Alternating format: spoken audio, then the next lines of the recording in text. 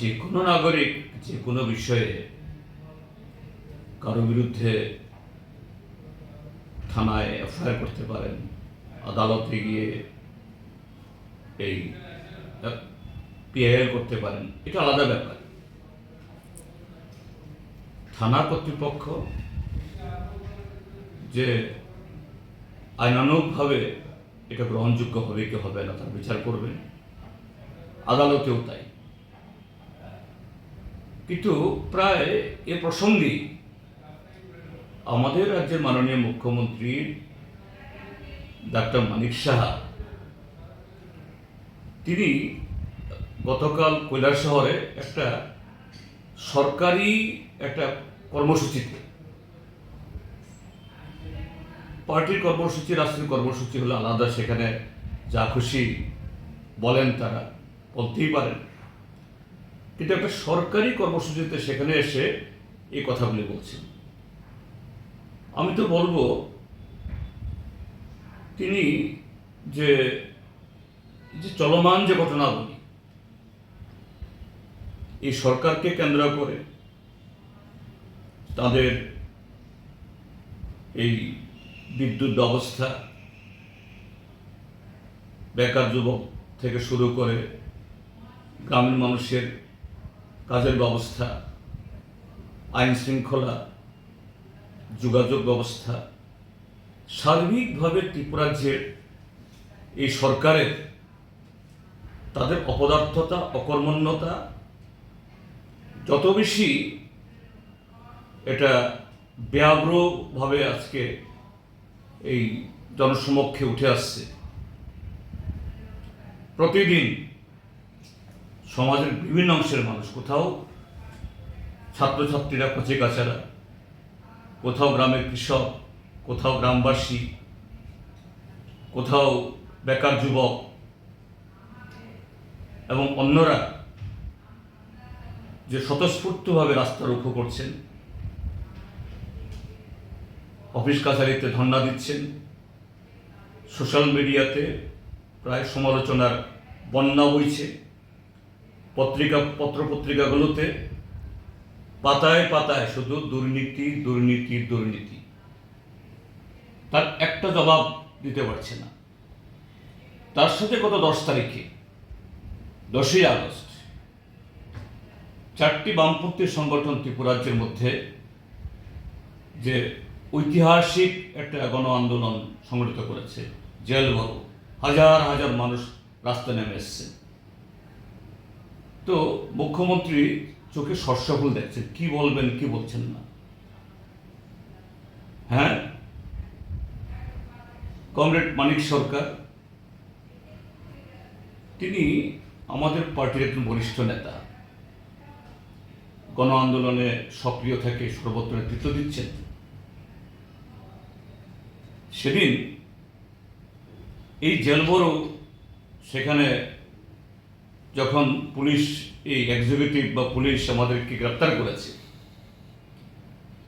সেখানে দাঁড়িয়ে বলেছেন যে এরকম একটা সফল কর্মসূচি করার মধ্য দিয়ে এই সরকার তার নীতি পাল্টাবে আমরা মনে করি না। ত্রিপুরার যে জনগণকে তার গণতান্ত্রিক আন্দোলনকে আরো দুর্বার গতিতে এগিয়ে নিয়ে যেতে হবে, আরো ব্যাপক মানুষকে সামিল করতে হবে। তো এই কথা বলা গণতন্ত্রের অন্যায়।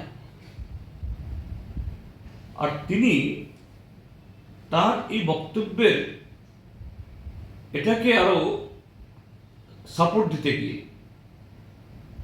সেখানে যখন ওই অনুষ্ঠান থেকে বেরিয়ে আসছিলেন, সাংবাদিকদের বলছেন 78 সালে নাকি এই বামফ্রন্ট নৃপেন চক্রবর্তীর নেতৃত্বে অগণতান্ত্রিক পথে ক্ষমতা এসছে, 93 সালে রাষ্ট্রপতির শাসনে হাত ধরে এসছে। 78 সাল, 83 সাল, 93 সাল বা 2013 সাল অব্দি আমাদের দেশের কোন দল বলতে পারবে সেদিনগুলোতে ত্রিপুরাজ্যের মধ্যে তাদের যারা পূর্বসূরীরা ছিলেন, ডক্টর মানিক শাহ তো সেদিন বিজেপি করতেন না, কংগ্রেস দলের ছত্রছায়ায় ছিলেন, সরাসরি রাজনীতি না করলেও তাদের তরফ থেকে সমস্ত অভিযোগ এসছে। হ্যাঁ, ত্রিপুরাজ্যের মানুষ জানেন ডক্টর মানিক সাহা তিনি যখন প্রথম বিধানসভায় প্রবেশ করেন এই বর্দোয়ালিতে উপনির্বাচনের মাধ্যমে কিভাবে এসছেন। আমি ডক্টর মানিক সাহাকে স্মরণ করিয়ে দেব। সেদিন ওই দক্ষিণ ত্রিপুরা থেকে আপনাদের সোনার টুকরো ছেলেদের ভাড়া করে নিয়ে এসে হাতে সাদা রিবন কালো রিবন পরিয়ে পুলিশের সাথে যোগসাজশ করে নির্বাচনের আগের দিন থেকে সমস্ত বুথ দখল করে যদি এই ভোটটা না হতো, ডক্টর মানিক সাহা আপনি বিধানসভা প্রবেশ করতে পারতেন? আপনি তো গুহারা হারতেন। তারপর 23-এর বিধানসভা নির্বাচন হলো, আপনার বলতে লজ্জা হচ্ছে না? কাদের সাথে গোপন চুক্তি করে ভোট ভাগাভাগি করে আপনারা ক্ষমতায় এসছেন? তারা কারা? এই সেদিন ভিলেজ ইলেকশনে, এই এডিসি ইলেকশনে আপনি সেই দলকে বলছেন কোত্থেকে রাং আসে, মিসা পার্টি, মারামারি পার্টি। সেই দলে যারা আছে তারা কারা? কাজী ভারতীয় জনতা পার্টি ডক্টর মানিক সাহাদের এরকমভাবে গণতন্ত্রকে টুটি চেপে ধরে মিথ্যা ভাষণ, কালো টাকা হাত ধরে এরা ক্ষমতায় আসেন এবং ক্ষমতায় টিকে থাকার চেষ্টা করেন। আর তাদের মুখে যে গণতান্ত্রিক আন্দোলনে, যে গণতান্ত্রিক পথে লড়াইকে এগিয়ে নিয়ে যাওয়ার কথা যদি কেউ বলে, এটাকে এরা আমরা নামলে দেখিয়ে দেব, এটা কোন ভাষা? আমরা লক্ষ্য করছি আমরা নামলে কিন্তু কি হবে? আরে নামুন, কে বলছে আপনাদেরকে না নামার জন্য? কিন্তু গণতন্ত্র মেনে, সংবিধান মেনে নামুন, কার কত শক্তি দেখা যাবে। তো তার বক্তব্যে আমি বলবো এটা একটা প্রলাপ বকছেন তিনি, কারণ চোখে সর্ষে ফুল দেখছেন। শুধু জনগণের তরফ থেকে না, দলের তরফ থেকেও তার চেয়ারের 4টা পা, আমার মনে হয় চেয়ারের 3টা পা ধরে টানাটানি হচ্ছে। এখন কোন দিন বুমেরাং পড়ে যাবেন তো তারও কোনো নিশ্চয়তা নেই। এই জন্যই এরকম আবুল তাবুল প্রলাপ বকছেন, এটুকুই। এবং কিছু লোককে দিয়ে কেস করাচ্ছেন, আরও করান না। ত্রিপুরা রাজ্যতে অন্তত 7টা থানা আছে, 7টা থানাতে কেস করান। কিন্তু আমরা যখন কেস করতে শুরু করব, রাজপথে দাঁড়িয়ে অমুকের চামড়া তুলে নেব আমরা, তারপরে ওই বঙ্গোপসাগরে ফেলে দেবেন, দূরবীন দিয়ে দেখা যাবে না। কাজেই কোনটা কগনিজেন্সে আসবে না আসবে আমরাও জানি। কাজে এভাবে ধমকিয়ে এই ত্রিপুরা যে জনগণকে তারা তাদের মুখ বন্ধ করতে পারবেন না। এইভাবে এটা তাদের ভেতরের ভয়টাকে এইভাবে প্রকাশ করছেন, এটাই হলো ঘটনা। আমাদের রাজ্য সরকার এই জাতীয় কতগুলি খুবই গুরুত্বপূর্ণ এবং স্পর্শকাতর সিদ্ধান্তের ক্ষেত্রেতে তাদের বারে বারেই এটা ম্যাচুরিটির অভাব, অর্থাৎ ঠিক পরিণত সিদ্ধান্ত নেওয়ার ক্ষেত্রে দুর্বলতা দেখা যাচ্ছে। ত্রিপুরা যে group D, group C, group B, এই 3টা ক্যাটাগরির চাকরি ক্ষেত্রেতে সেখানে সেই 50-এর দশকে 60-এর দশকে তখন ত্রিপুরার যে শিক্ষিত লোক ছিল না, তখন এটা ওপেন ছিল। কিন্তু পরবর্তীকালে এবং বিশেষ করে বামপন্থী ফ্রন্ট সরকার যখন এখানে এই দুইটা ফেজে 35 বছর সরকার ছিল, শিক্ষা দীক্ষার অনেক উন্নতি ঘটে, তখন এই ক্যাটাগরির চাকরির ক্ষেত্রেতে যাতে এই স্টেটের ছেলে মেয়েরা তারাই এই সুযোগটা পান। অন্য প্রায় সমস্ত রাজ্যের ক্ষেত্রে যেমন এখানেও তা করেছিল। কিন্তু 18 সালে ভারতীয় জনতা পার্টির সরকার আসার পর সেখানে চুপিসারে একদিক থেকে এরকম সরকারি নিয়োগে অনিয়ম এবং স্বজন পোষণের জন্য এবং বাইরে থেকে লোক এনে এই ত্রিপুরাজ্যে এই গ্রুপ বি, সি, ডি ক্যাটাগরিতে এখানে ঢুকিয়ে দেওয়ার জন্য চুপিসারে তারা এই পিআরটিসি অর্থাৎ পার্মানেন্ট রেসিডেন্ট যে সার্টিফিকেট যে বাধ্যবাধকতা এটাকে তুলে দেয় এবং সেই স্রোত দিয়ে ওই বিহার, উত্তরপ্রদেশ, গুজরাট, পশ্চিমবাংলা, আসাম থেকে একেবারে চতুর্থ শ্রেণীর কর্মচারী সেই ক্ষেত্রেতেও ওরা কিছু লোককে ঢুকিয়ে দেয়। এটা নিয়ে যেন হইচই হলো, এরপরে বন্ধ করে দেওয়া হবে। এখন আবার সেদিন মন্ত্রিসভা সিদ্ধান্ত নিয়েছে যে প্রথম শ্রেণী থেকে পঞ্চম শ্রেণী অবধি যদি কোনো ছাত্র লেখাপড়া করে তাদের ক্ষেত্রেতে পিআরটিসি বাধ্যতামূলক হবে না। আমি বলবো এটা আরেকটা বেনুজল ঢোকানো, আরেকটা অনিয়ম, এবং সে রাস্তা ধরে কিছু সুযোগ সন্ধানীকে সুযোগ পাইয়ে দেওয়ার একটা রাস্তা তৈরি করার একটা পথ খোলা হল। এতে আগামী দিন বহু দুর্নীতি হবে এবং এই একদিক থেকে অনিয়ম দুর্নীতি, আরেক দিক থেকে ত্রিপুরাজ্যের হাজার হাজার লক্ষ লক্ষ শিক্ষিত অর্ধশিক্ষিত বেকার যারা চাকরির জন্য একটার পর একটা ইন্টারভিউ দিয়ে এবং এরকম রিক্রুটমেন্টের টেস্ট দিয়ে যারা বসে আছে, যে বহু হাজার হাজার শূন্য পদ থাকার পরও পূরণ করা হচ্ছে না, তাদের পেটে লাথি মারা হবে। এটা চরমভাবে এ রাজ্যের যুব বিরোধী, এ রাজ্যের বেকার বিরোধী একটা পদক্ষেপ হবে।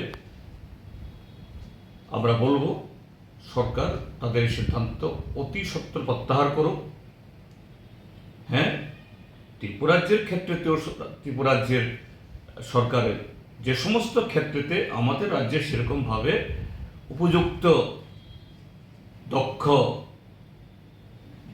প্রশিক্ষিত লোক পাওয়া যায় না, এই সমস্ত ক্ষেত্রেতে এবং প্রশাসনের উৎকর্ষ বাড়ানোর জন্য কিছু কিছু ক্ষেত্রেতে এটা উচ্চ পর্যায়ে হতে পারে। ইউনিভার্সিটির প্রফেসর, হাসপাতালের সুপার স্পেশালিটি ডাক্তার, বিশেষজ্ঞ, জুডিশিয়ারি ক্ষেত্রে তো আছেই, কিন্তু এইভাবে একটা ব্ল্যাঙ্কেট একটা এই কি বলে রাস্তা খুলে দেওয়া কোনো রাজ্যে এসব করেনি।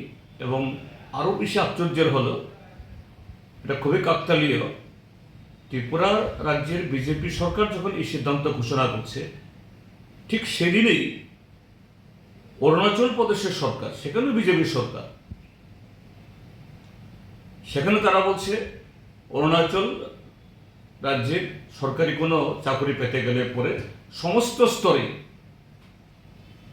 অরুণাচলের সেখানকার যে অধিবাসী বিভিন্ন ট্রাইব, সেই ট্রাইবদের কোনো না কোনো ভাষা জানতে হবে। পিআরটিসি তো এটা তো এসেন্সিয়ালি, ওটাও বিজেপি সরকার, এটাও বিজেপি সরকার, ওটাও ডাবল ইঞ্জিন, এটাও ডাবল ইঞ্জিন। তো এই হলো ভারতীয় জনতা পার্টি সরকারের দ্বিচারিতা, চরম বেকার বিরোধী, যুব বিরোধী। আমরা এর তীব্র বিরোধিতা করছি।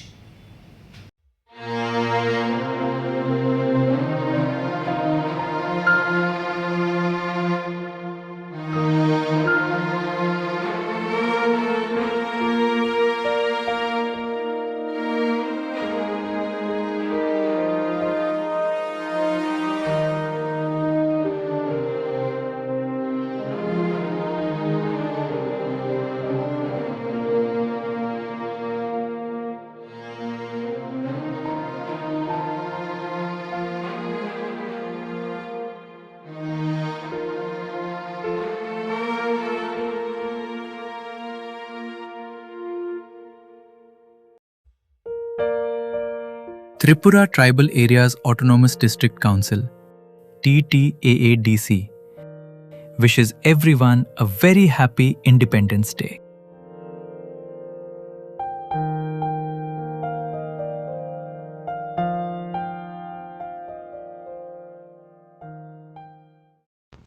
Agartala ni Bagbario Rajarsi College of Education and Skill Tongo o College Tripura haste ni kaisa kahamko college tangai hingke o college o rungsrungna ni logi kaham skill frungjago 2026 ni simi 2027 BC ni admission jengai rijaka oro BSc tai BA ni logi AI AutoCAD Electronics Computer Hardware skill bo srungnani sep rijago tei o college o scholarship tei installment by semester fee rina ni bo sep tongo tei girls hostel ni bo sep tongo admission ni bagai tini no chungbai kerengdi चीनी website निमो उनका www.rajarsicollege.in। इस रथ यात्रा के पावन अवसर पर स्वर्ण कमल ज्वेलर्स लेकर आया है स्वर्ण वर्षा 1 जुलाई से 25 जुलाई तक। अपना पुराना गोल्ड उसकी प्योरिटी के हिसाब से कंप्लीट वैल्यू पर एक्सचेंज कीजिए। पाइए गोल्ड ज्वेलरी के मेकिंग चार्ज पर 30% ऑफ और डायमंड ज्वेलरी के मेकिंग चार्ज पर 100% ऑफ।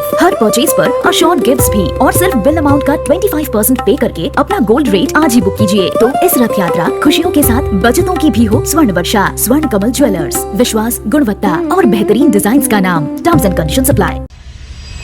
आज के टाइम में सिर्फ डिग्री नहीं, स्किल्स और पर्सनालिटी भी मैटर करती है। अगर आप एक प्रोफेशनल और फ्यूचर रेडी करियर चाहते हैं तो हॉस्पिटैलिटी इंडस्ट्री एक स्ट्रॉन्ग ऑप्शन बन चुकी है। State Institute of Hotel Management Tripura लाया है industry oriented courses for today's students. BSc hospitality and hotel administration, diploma in food production, diploma in food and beverage service, diploma in housekeeping operations, diploma in front office operations.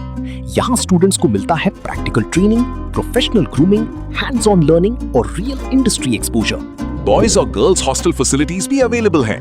Hotels, tourism, airlines, restaurants और global hospitality sector में career opportunities rapidly grow कर रही हैं। Admissions open 2026-27. State Institute of Hotel Management Tripura, where passion meets profession. Hospitality आज सिर्फ job नहीं एक global career है। ट्रैवल और टूरिज्म ग्रो कर रहा है और स्किल्ड प्रोफेशनल्स की डिमांड भी। State Institute of Hotel Management Tripura यहाँ से मिलता है strong industry start. BSc in hospitality and hotel administration और diploma programmes in food production, F&B service, front office और हाउसकीपिंग। यहाँ लर्निंग मतलब रियल स्किल्स, डिसिप्लिन और इंडस्ट्री रेडी ट्रेनिंग। अगर आपका ड्रीम है होटल इंडस्ट्री, ट्रैवल सेक्टर या global career, this is your starting point. Admissions open 2026-27. SIHM Tripura. Start your journey in hospitality.